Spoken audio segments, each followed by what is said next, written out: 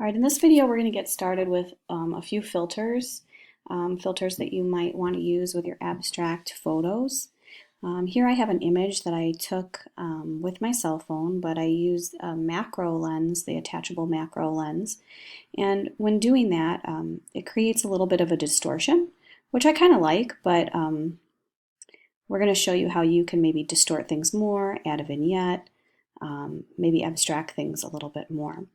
So we're going to apply a smart filter, and in order to do that, we have to go up to the top of our screen and we need to convert it to a smart object, okay? Because if you create a filter directly on this, it's going to kind of destroy your pixels.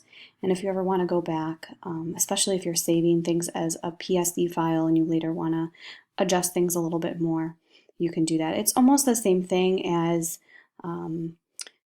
creating a copy of your layer and then just doing the changes on the copy of the layer. But with a smart filter, you can kind of go back in and do that, and you don't have to like delete the whole layer and start over.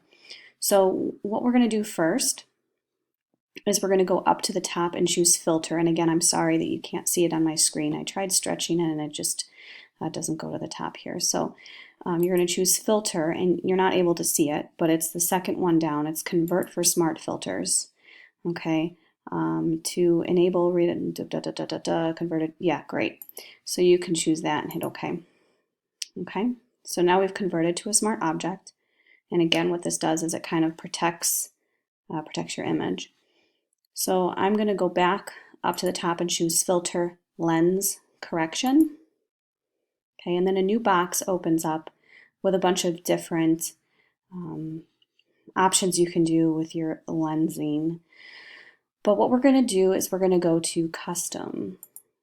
Okay, and I'm going to show you vignette first because that's just the simplest. A vignette creates kind of a distorted edge to your image. A little distorted edge here. And what we can do, I realize I should probably make this a little smaller so you can probably see everything. There we go. Okay. So this box will come up, and when you hit custom, and it's all these different options. So for your vignette, it will create this dark edge, kind of like a shadowing, and you have this option on your Instagram. Sorry, I'm going to just zoom out so you can see the whole image here. You have this option in Instagram. It usually darkens the edge. You can change your midpoint. You can even lighten the vignette. So instead of it being dark on the edge, which is more traditional, you can do something with a lighter value there. I'm going to just put my midpoint almost back there. Now, as you can see, there's a little bit of a distortion here. So it kind of, I can maybe pinch it a little bit. Okay, here with your geometric distortion. Or I can go ahead and blow it up and do something kind of crazy there. Okay. You can also change the perspective a little bit down here with the transform option. Kind of mess around with that, kind of see what that does. And this will be like, if you kind of take pictures on an angle and you want to straighten it out a little bit more, you can do that. Here you can kind of pick the angle that you're working at, spin it around a little bit. Ooh, this is kind of fun, right?